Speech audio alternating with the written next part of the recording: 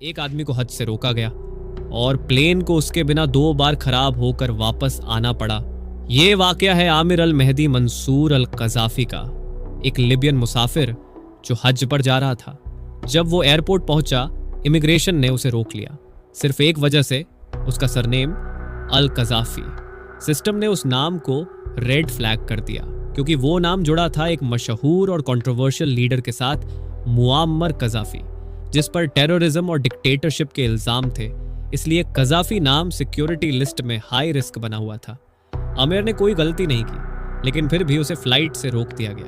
पहली फ्लाइट में उसके बिना उड़ी और इंजन फेल होने के बाद वापस आई।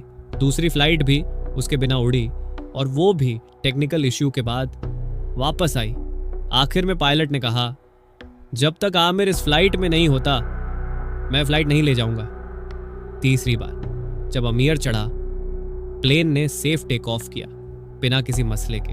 जब अल्लाह बुलाता है तो कोई सिस्टम, कोई पावर रोकने वाला नहीं होता।